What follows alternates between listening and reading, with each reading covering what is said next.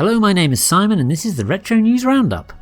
To start this episode, Evercade announced it is to refresh its hardware lineup this summer to suit those with smaller budgets. In July, it's launching the Evercade VSR home console and the Evercade XPR handheld. Both promise to improve on the current iterations and will come bundled with the Tomb Raider Collection 1. Both will cost $99.99 each, but will you be getting either, or both? Let me know in the comments.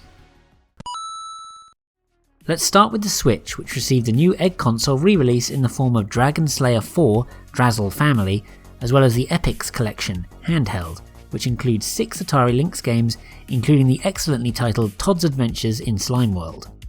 The Switch Online service also added 3 Super Nintendo games, Wrecking Crew 98, Amazing Heberiki, and Super R-Type. The latter is in all caps, by the way. Trying to compensate for something there, Super R-Type? Then there was the usual slew of arcade archive titles for PS4 and Switch, Versus Super Xevious Mystery of Gump, Xvania, Emeraldia, and Newman Athletics.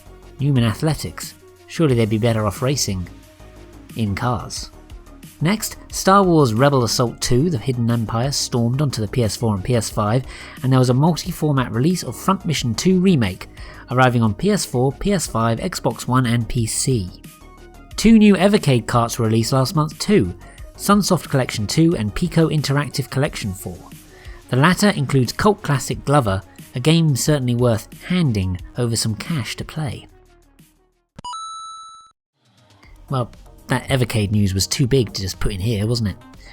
And I didn't have much else for that section. That may have been a factor.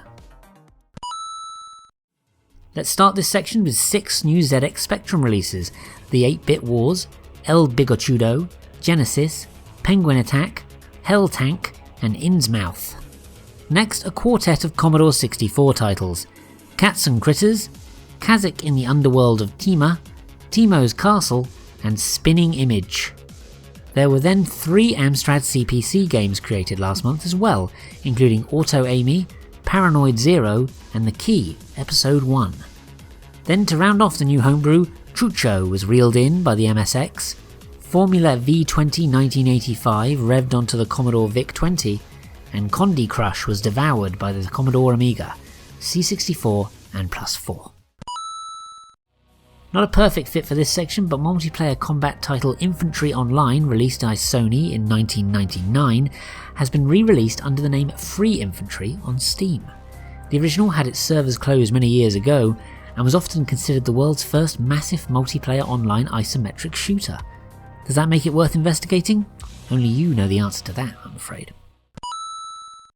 4 English language translations were completed in April: a director's cut of Contra on the NES, Jung Rhythm for the Saturn, Last Battle on the Mega Drive, and finally Valis 4, The Phantasm Soldier for the TurboGrafx CD. But yes, that's all for this episode, and as always, thanks so much for watching. If you'd like to buy me a coffee, and I really could do with a few nowadays, believe me, I now have a link where you can do just that, which should be right here in front of you, or at the very least, in this video's description. In any case, please don't forget to like, comment, share, subscribe, click the bell below to be notified of new videos, and have a great day. My pleasure, sister.